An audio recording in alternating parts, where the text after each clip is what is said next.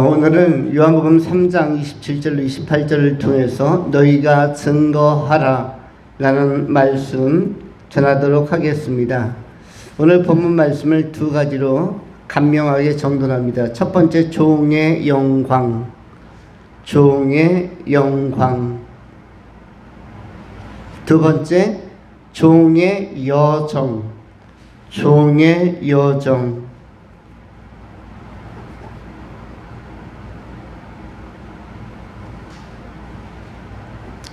이렇게 너희가 증거하라는 제목을 가지고 종의 영광과 종의 여정이라는 두 가지의 소재로 나누어서 말씀 전합니다. 첫 번째 나누는 것은 종의 영광에 관한 것입니다. 오늘 본문 말씀 27절에 요한복음 3장 27절에 이렇게 기록되어져 있습니다. 요한이 대답하여 이르되 만일 하늘에서 주신 바 아니면 사람이 아무것도 받을 수 없느니라. 본문에 나오는 것처럼 하늘에서 주신 바 아니면 아무것도 받을 수 없느니라. 아무것도 받을 수 없는 위치에 있는 자를 종이라고 하는 것입니다. 하늘에 있는 자가 주지 않으면 아무것도 받을 수 없는 자. 달리 표현하면 하나님을 떠나서는 아무것도 할 수 없는 자, 아무 의미도 없는 자. 하늘에서 주신 바가 아니면 사람이 아무것도 받을 수 없느니라. 이런 상태를 종이라고 하는 것이죠. 사도들은 변화되고 나서 자신들의 신분의 정체성을 예수 그리스도의 종이라고 선언하였습니다. 일반적으로 종이라는 것은 벗어나고 싶은 신분이요, 노예와도 같은 것이며 하인과도 같아서 종은 즐기지 않는 것입니다. 그런데 성경에서 이야기하는 종은 자원함으로 되는 종입니다. 자원함으로 되는 종. 일반적인 종들은 전투에서 패배하거나 이럴 때 이긴 국가가, 이긴 족속이나 민족이 패배한 백성들을 잡아다가 종으로 부리고 종을 삼습니다. 노예 제도는 어디에서 나왔는가 하면 전쟁에서 나온 것입니다. 역사적 과거 속에서 수많은 전쟁이 아시아나 중동이나 유럽이나 아프리카나 전 세계에서 있었는데 왜 노예 제도가 일찍 발달했는가? 수천 년 전부터 이집트부터 해서 4,000년, 5,000년부터 노예 제도가 발생했는가 하면 전쟁이 있었기 때문이에요. 그 전쟁에서 지경을 놓고 땅을 놓고 경계선을 놓고 다툴 때에 승자는 독식하고 패자는 종이 되는 것입니다. 노예가 되는 것이죠. 그래서 노예 제도라는 것은 아시아나 아프리카나 유럽이나 중동이나를 막론하고 모든 지구촌에 존재하는 모든 국가에 다 시스템으로 자리 잡습니다.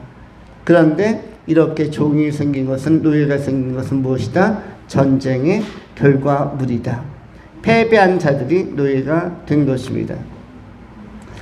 그런데 오늘 본문에 나오는 종이라는 것은 노예와는 좀 다르다고 했죠. 노예는 패배했기 때문에 억울하게 타의에 의해서 자기가 원하지 않는데 이렇게 다스림을 받고 종속되는 것이 노예라면, 종이라는 것은, 오늘 본문에 나오는 종은 스스로 취하는, 스스로 선택한 그런 낮은 위치를 종이라고 하는 것입니다. 종의 공통적인 고백은 무엇인가 하면 28절에 나오는 말씀처럼 내가 말한 바 나는 그리스도가 아니요, 나는 그리스도가 아니요라고 고백하고 선언할 수 있는 사람들이 바로 종의 모습인 것입니다. 나는 그리스도가 아니다. 사람들은 이 자신을 그리스도 내지는 그리스도의 영광 가운데 거하는 자로서 자기 위상을 높이기를 원합니다. 그래서 나타나는 것이 뭐냐면 교주라는 것이죠. 사이비 종교는 왜 나오는 것이죠? 바로 내가 그리스도가 아닙니다. 나는 그리스도가 아닙니다. 오늘 본문 말씀 28절에 나오는 것처럼 내가 말한 바 나는 그리스도가 아니오라고 선언만 했다면 교주는 발생하지 않고 이단도 생기지 않습니다. 그런데 이 고백을 못한 것이죠. 이 고백, 이 시인을 하지 못하니까 자기가 그리스도의 위치를 점유하고 찬탈하는 것이 되는 것입니다. 나는 그리스도가 아니오라고 고백만 했다면, 문선명이든 그리고 뭐 이만이든 수많은 이단들의 교주들이 나는 그리스도가 아니오라고만 선언했다면 바른 신앙이 자리 잡았을 텐데 그들은 이 고백을 하지 않은 것이죠. 그리고 또 한 가지는 이들을 따르는 수십만 명, 수백만 명의 큰 무리의 사람들이 있습니다. 여러분, 이단치고 많이 안 모이는 이단이 없습니다. 이단 하면은 벌써 공통점이 뭐죠? 많이 모인다. 이것이 무엇을 의미할까요? 이단은 최소한 10,000명 단위에서 수십만 명 단위, 수백만 명 단위까지 올라갑니다. 그런데 어떻게 이렇게 많은 사람들을 모을 수가 있을까요? 이것은 이단들에게 있는 그리스도적 환상 때문입니다. 메시아적 환상이 이단들에게는 있어요. 또 이단의 무리들에게도 있습니다. 뭐냐면 큰 것을 선호하는 사상, 큰 것을 선호하는 신드롬, 화려하고 큰 것. 이단의 성전은 큽니다. 이단의 성전은 그것이 뭐 안식일교든 뭐 하나님의 교회든 다 굉장히 크죠. 만민중앙교회든 베레아 심내교회든 굉장히 큽니다. 모든 이단은 엄청난 큰 규모를 가지고 있어서 성가대도 이렇게 몇 명, 몇십 명이 서는 게 아니죠. 몇백 명씩 섭니다. 몇백 명씩 서고 오케스트라, 관현악단, 유급회의를 주고 전문가들을 갖다가 쓰기 때문에 엄청나게 화려합니다. 또 안무도 전문 퍼포먼스를 하는 이런 춤꾼들을 데려다가 쓰기 때문에 행사 한번 하면 퍼포먼스가 대단히 요란하고, 때로는 신천지 같은 경우는 잠실 종합운동장을 빌려서 거기에서 엄청나게 화려하게 합니다. 그러니까 처음에 간 사람들은 깜짝 놀라죠. 그리고 이 화려하고 이 큰 것, 그리고 거기에 발을 디뎠고 그 이후에 나오고 싶어도 이 큰 것에 대한 환상과 신드롬 안에 갇혀 있어서 나오지 않는 것입니다.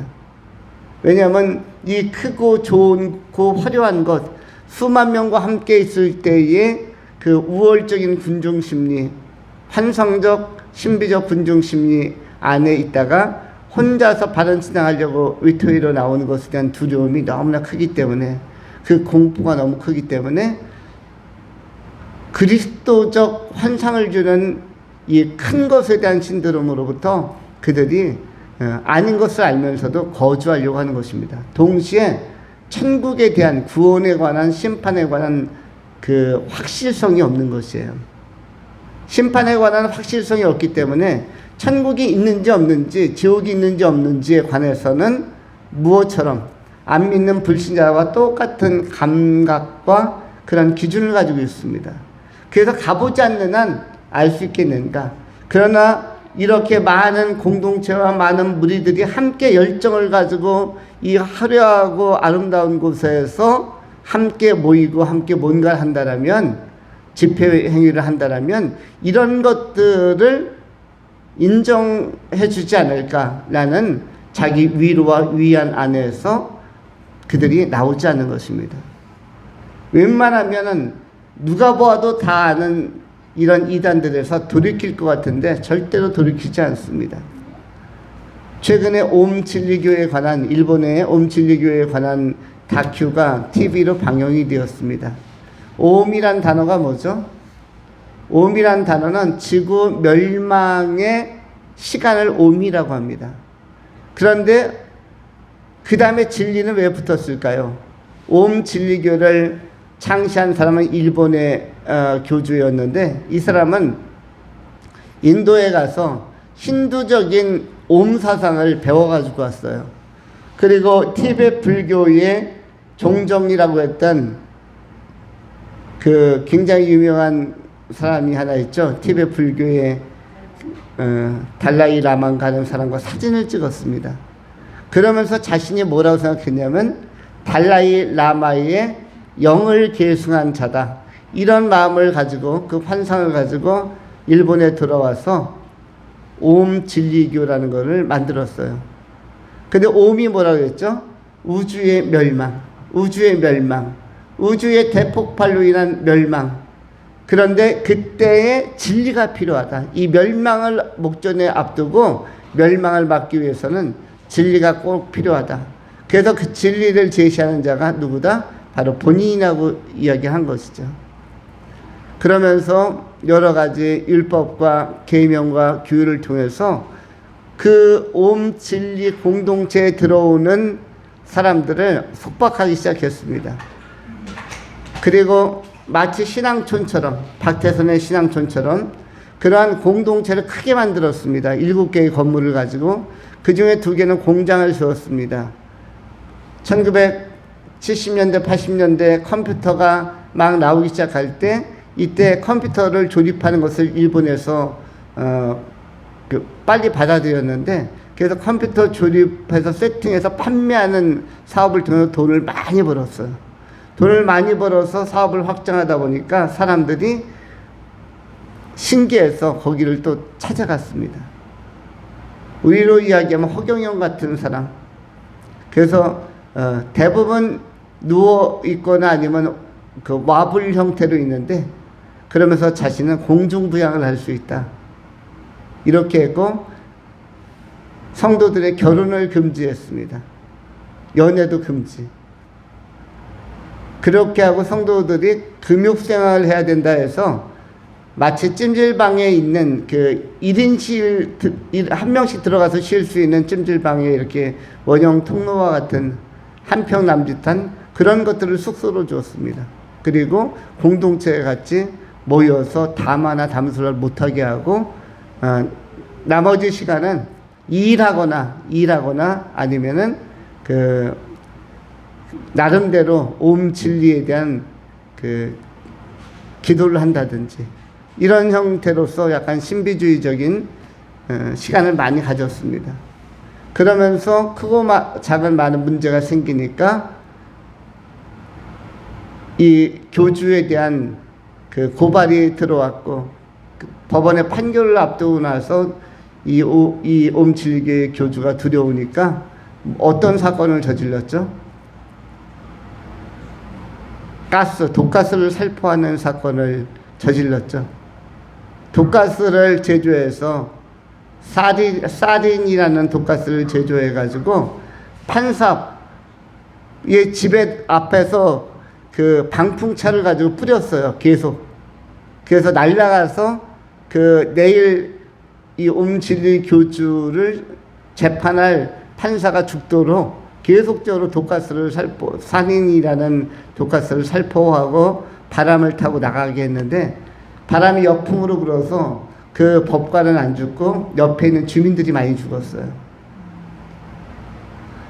그런데 그런 사이에 이 옴진리교는 10,000명이 넘는 15,000명의 신도가 불어났습니다. 그리고 김정은에게 있었던, 김일성 3부자에게 있었던 다른 성도들에겐 결혼을 못하게 하면서 자신은 기쁨조라는 걸 또 만들었어요. 그러니까 완전 사이비죠. 15세서부터 25세 어간에 있는 아주 순수한 자매들을 굉장히 유린하는 일을 하다 보니까 문제가 커졌습니다. 그리고 돈을 많이 벌었기 때문에, 돈을 많이 착취했기 때문에 국회의원 선거도 나갔어요. 15,000명의 자기 성도들만 찍어도 10,000표 이상은 나와야 되는데, 다 찍어줄 줄 알고 국회의원 선거에 도전했는데 1,700표밖에 안 나와서 굉장히 극도로 격앙되어서 그 다음에 큰 사건을 저지르죠. 지하철에 들어가서 독가스를 살포해서 한 500명 이상을 죽여버리는 그러한 큰 만행을 저지른 것이 예전에 뉴스에도 나온 바가 있습니다. 그런데 그럼에도 불구하고 이 옴진리교는 없어졌습니다. 이 사람이 구속되고 나서. 너무 큰 사건을 저지르고 나서. 그런데도 그를 이어받는 사람들이 일어나서 지금 수천 명의 또 집단을 2세대 옴진리교를 또 만들어서 또 다른 사람들이 해나가고 있어요. 이걸 어떻게 수천 명이 모일 수 있는가? 저는 어떻게 수천 명, 수만 명이 모일 수 있는지 목회를 하면서 도저히 이해할 수가 없습니다. 우리 교회 공동체는 그렇게 한번 모여보고 싶은데도 우리 삶의 교회 공동체와 같이 건전하고 건강한 공동체가 수천 명, 수만 명이 된다면 얼마나 보기가 좋을까, 든든할까, 얼마나 역량 있게 많은 사명을 감당할 수 있을까를 생각해 보기도 합니다. 그런데 우리들에게 있어서는 굉장히 어렵습니다. 한 명의 성도가 교회를 더 와서 정착하는 것도 대단히 어렵고, 우리는 1년 동안에 몇 명 전도하는 것도 대단히 어려운데, 이런 이단들은 10,000명이 그냥 삽시간에 만들어지고 2만 명, 3만 명 막 불어나게 되어집니다. 그런데 이것이 뭐 때문이라고 했죠? 이건 신드롬 때문에. 그리스도적 환상, 메시아적 환상, 큰 것에 대한 환상에 매몰된 사람들이 그 환상으로부터 벗어나지 않으려고 하는 것입니다. 여러분, 미몽이라는 단어를 아실 것입니다. 미몽. 우리가 잠잘 때 꿈을 꾸다 보면 너무 좋은 꿈에서는 안 깨고 싶은 그 마음이 있죠. 출근도 해야 되겠고 날도 밝았는데 미몽, 아까 꿨던 그 꿈이 너무 매력적이고 재미있고 그 다음 스토리도 꿈을 더 꾸고 싶어서 일어나야 되는데 뒤척이는 경우가 있습니다. 미몽이라고 하는데요. 바로 이것이 그리스도적 환상 내지는 메시아적 환상을 탐닉하는 자들이 이런 미몽의 상태에서 벗어나려고 하지 않는 것입니다. 왜냐하면 현실로 돌아오면 진리는 너무나 무겁고, 그리고 예수 그리스도를 바르게 말씀을 토대로 해서 따른다는 것은 두렵고 떨리는 일이기 때문에 자기를 부인하고 자기 십자가를 지고 가야 되는 이 진리 앞으로는 나오지 않으려고 하는 것입니다. 어떻게 보면 수많은 공동체 사이에 숨어버리는 것이죠. 수많은 공동체 사이에 숨어버리는 것입니다. 앞으로 미래사회의 교회도 마찬가지인데, 미래사회의 교회는 갈수록 맘모스화되고 그리고 메가처치화돼서 계속 커질 것입니다. 작은 교회들은 사라지거나 이런 경우가 많고, 그럼 작은 교회 다녔던 수많은 사람들 어떻게 되는가? 메가처치에 흡수되어져 버립니다. 그런데 메가처치를 뭐라고 얘기하죠? 공룡교회라고 합니다. 여러분, 공룡은 지금 살아있습니까? 멸종했습니까? 공룡은 멸종했습니다. 공룡은 한 번 넘어지면, 한 번 발목이 접질리거나 다리가 부러지면 넘어지면은 못 일어납니다. 거대 교회는 한 번 무너지면은 절대로 거기가 교회의 끝이 되는 것이에요. 그래서 오히려 이 미래학적인 교회 성장 이론 가운데는 적지만 건강하고 아름다운 교회가 가장 이상적인 교회로 그렇게 제시되고 있습니다. 큰 교회가 이상적인 게 아니라 작지만 건강하고 아름다운 교회. 슐라예르마허는 200년 전부터 이러한 견해를 가지고 종교론에서 건전한 교회에 대해서 이야기를 하였습니다. 일단은 목사님들이 그 교회 성도들의 이름을 한 번에 떠올릴 수 없는 교회는 교회가 아니라고 하였습니다. 그런데 몇 명부터 목사님들이 성도를 떠올릴 수 없는가, 성도의 이름을 기억할 수 없는가, 150명부터는 기억을 할 수 없다 그럽니다. 거기서부터는 건강한 교회가 되기 어렵다. 물론 슐라예르마허의 개인적인 신학적 입장일 수도 있겠으나, 그러나 어쨌든 미래적인 교회의 이상적인 모습은 적지만 아름답고 건강한 교회가 공동체의 가장 좋은 모습이라고 소개합니다.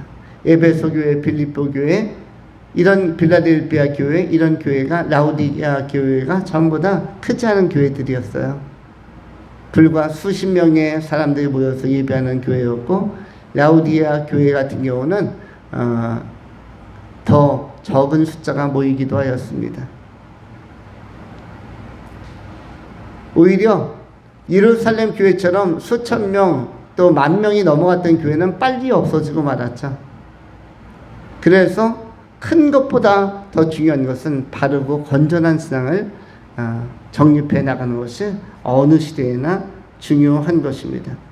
우리가 종의 영광이라는 것은 내가 커지는 게 아니라, 내가 커지는 것이 아니라 내 안에 계신 그리스도가 커지는 것이고, 하나님의 영광이 크게 높임 받는 것이 이루어지는 것, 그것이 종의 영광입니다. 주의 이름이 높임을 받고, 하나님의 이름이 높임을 받고, 주님의 권세가 드러나는 것, 주님의 능력이 드러나는 것, 이것이 중요한 것이지, 내 능력이 드러나거나 또 내가 높임을 받는 것은 아무런 의미가 없는 것입니다. 이단의 교주들 하면 공통적으로 그리스도를 드러내지 못하는 사람들, 예수 그리스도 앞에서 이단의 교주들은 뭡니까? 사도도 아니고 큰 인물도 아니고 성인도 아니고 그야말로 사이비, 영적인 절도요, 영혼을 탈취하는 자요, 탐닉하는 자, 이른바 영적인 강도들이죠. 요한복음 10장에 나오는 예수님은 선한 목자이지만 양을 풍성하게 또 충실하게 인도하시고 생명 주시는 주님이시지만, 그러나 먼저 와서 사람들의 마음에 자리 잡은 그들은 무엇이다? 절도요, 강도다. 사람들을 해치고 사람들의 행복을 빼앗으려고 하는 자라고 경고하고 있는 것입니다. 우리가 예수 그리스도를 바르게 믿어야겠고, 늦게 믿는 사람들도 예수를 제대로 믿을 필요가 있습니다. 우리가 일찍이 잘못된 종교나 잘못된 이단에 일찍이 들어가서 오랫동안 믿는 것보다 더 중요한 것이 무엇이겠습니까? 늦더라도, 오래 고민하다가 예수 믿더라도 건전한 교회에서, 건강한 교회에서 제대로 믿는 것이 중요합니다. 우리는 종의 영광을 구하며 종으로서 사는 것이, 내가 그리스도가 아니라고 고백할 수 있는 것만 해도, 그리고 큰 것에 대한 환상을 갖자는 것만 해도 우리는 행복자라고 할 수가 있고 지혜로운 믿음의 사람들이라고 할 수가 있는 것입니다. 큰 것 신도림이 아니라 자기를 부인하고 자기 십자가 지고 예수 그리스도의 그 영광을 나타낼 수 있는 종의 영광의 삶을 남은 생에 끝까지 담당하면서 바울처럼 베드로처럼 살아가는 귀한 믿음의 증인들이 다 될 수 있기를 축원합니다. 두 번째로 종의 여정에 관한 것입니다. 오늘 본문 말씀 28절에 성경은 이렇게 기록을 합니다. 내가 말한 바 나는 그리스도가 아니요 그의 앞에 보내심을 받은 자라고 한 것을 증언할 자는 너희니라. 이 문장에서 뒤에 매우 미묘한 표현이 쓰여지고 있습니다. 내가 말한 바 나는 그리스도가 아니요 그의 앞에 보내심을 받은 자라고 한 것을 증언할 자는 너희니라. 요한은 제자들에게 역사적인 사실과 역사적 현실을 목도하고 증언하라고 그렇게 사명을 주고 있습니다. 요한은 당시에 사람들에 의해서 오해받았던, 메시아를 기다렸던 사람들에게 혹시 메시아가 아닐까? 신적인 영성과 신적인 권능을 가진 사람 요한, 저 사람이 메시아가 아닐까? 저 사람이 세례도 주고 있는데, 그러한 의혹에 대하여 제자들에게 해소를 해줍니다. 나는 아니다. 나는 아니고 내가 아니라는 사실을, 그리고 내가 아니고 저분 그리스도 예수, 그분이 진짜라고 하는 것을 증언할 자는 너희니라. 그러면서 요한과 예수 사이에서 관망하고 있는 제자들에게 너희의 사명을 부각시켜주고 있습니다. 여기서 너희가 증언할 자라고 표현하고 있는 것입니다. 그러면 이 너희는 무엇인가? 현대적으로 생각하면 바로 우리 성도들이 너희에 해당하는 사람들입니다. 우리가 인생을 살면서 하나님을 알고 예수 그리스도를 알고 우리가 증언하는 자로 우리가 살고 있습니다. 우리의 증언은 그리고 우리의 고백은 진솔하고 또 우리가 경험한 하나님에 대해서 바르게 힘있게 우리가 아는 하나님을 바르게 나타낼 필요가 있는 것입니다. 우리가 증언할 때에 복음을 전할 때에 성령께서는 우리를 성령의 도구로 복음의 도구로 믿음의 도구로 사용해 주실 것입니다. 물론 이 시대에 복음을 전한다고 해서 다 따르는 것은 아닐 수가 있습니다. 많은 사람들이 귀를 막을 때가 있고 또 딴 생각을 할 때도 있겠고 다른 곳에 관심을 가질 때가 너무나 많고 여러 가지 감각적인 것에 매료되어서 도취되어서 영적 현실과 영적 중요성에 대하여서 인지를 하지 못할 때도 있을 것입니다. 그럼에도 불구하고 디모데후서 4장 1절로부터 5절까지 성경은 이렇게 증인의 사명에 대해서 말씀합니다.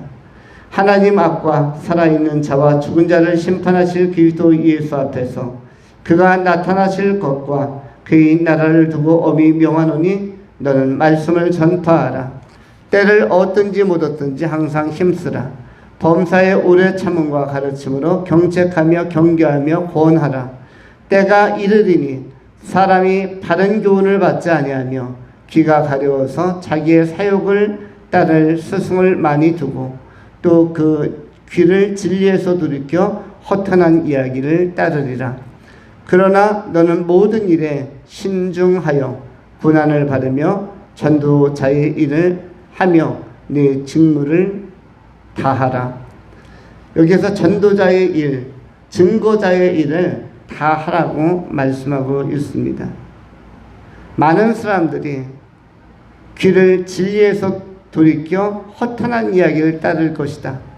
허탄한 관심사, 허탄한 정보, 허탄한 사건, 허탄한 여러 일들에 대해서 사람들은 굉장히 민감하고 집중하지만 그러나 진리에 대해서는 집중도가 떨어지는 시대를 맞이하게 될 것이라고 말씀하고 있습니다. 그러나 은혜 받은 종은 전하고 증거하는 일에 남은 생에 우선적 가치를 두고 어찌하든지 나라는 통로를 통해서 나라는 사람을 하나님께서 쓰셔서 사람을 살릴 수만 있다면 천국에 돌아올 사람이 있을 수만 있다면 내가 연약하지만 내가 두렵지만 많이 떨리지만 나 같은 삶이 쓰이는 것이 굉장히 가치 있는 것이고 영광스러운 일이다 라는 사실을 우리가 인지하고 우리가 스스로 마음에 새기면서 나 같은 죄인을 살리셨을 뿐만 아니라 나 같은 연약한 종을 쓰시는 하나님을 우리가 의뢰하고 신뢰하고 때를 얻든지 못 얻든지 복음을 전파하는 일을 끝까지 성실하게 감당해야 할 것입니다. 우리의 나이가 많이 먹고 세월이 지나서 우리가 80대, 90대, 이제 100살이 되어도 100살이 넘은 사람으로서 복음을 전한다. 이런 모습이 현실로 나타내게 되어질 때 우리의 미래, 우리의 노년은 가장 잘 쓰임을 받는 것입니다. 90살의 어르신이 복음을 전하고 있고 100살의 어르신이 복음을 전하고 있고 아주 진지하게 상대방이 받아들이든 받아들이지 않든 상대방의 반응과 상대방의 주목도에 관계없이 우리는 전도인의 직무 또 이 증언자로서의 사명을 끝까지 감당한다면 이것이야말로 종의 여정에 있어서 가장 아름다운 결말, 가장 아름다운 시간들이 될 것입니다. 우리가 하나님은 우리에게 일용할 양식도 주시고 또 우리의 모든 필요를 채워 주실 것입니다. 지금까지도 우리가 먹고 살게 하셨고 남은 생에도 먹고 살게 하실 것이며 우리를 지탱하시고 보존하시고 동행하시고 동반해 주시는데, 그런데 하나님께서 이렇게 선대해 주시고 우리를 선하게 이끌어 주신다면 우리가 해야 할 일은 복음을 전하는 일, 이것이 우리가 세월이 지나도 해야 할 가장 중요한 우선적 과제요, 미션, 사명이라는 사실을 꼭 기억하고 살아가야 할 것입니다. 때가 참에 하나님의 나라가 임하고 우주적 부활을 통해서 우리가 주님의 영광의 부르심 앞에 설 때, 바로 이런 전도인의 직무, 증언자로서의 직무, 종의 사명을 잘 감당하는 사람들에게는 그 생명의 면류관, 그리고 영광의 면류관, 금면류관이 주어질 것입니다. 우리 주님 앞에 나가는 사람들은 우리 하나님께서 살아계신 것과 또한 자기를 찾는 자들에게, 또 우리 주님을 증언한 자들에게 큰 상 주시는 분이심을 믿고 담대하게 마지막까지 증거하는 자로서, 증언자로서, 전도자로서 생애의 삶을 경주하고 달려갈 수 있기를 축원합니다. 기도하겠습니다. 거룩하신 하나님, 감사합니다. 평강의 하나님께서 우리를 종의 영광의 부르심 앞에, 종의 여정의 자리 가운데서 특별히 말씀을 증언하며 증거하는 자로 세워주시는 것을 인하여 감사함을 드립니다. 하나님, 우리를 통하여 우리의 증언과 우리의 설득과 또 우리의 선포를 통해서 그 누군가가 지옥에서 천국으로 갈 수 있다면 이것보다 더 값진 일, 값진 모험, 위대한 헌신은 없는 줄 아나이다. 하나님, 이러한 거룩한 일에 우리가 도전하게 하시고 이 거룩한 사명을 끝까지 감당해가는 지혜롭고 존귀한 종들이 다 되게 하여 주시옵소서. 감사드리오며 신실하신 우리 구주 예수 그리스도 이름으로 축복하며 기도하옵나이다.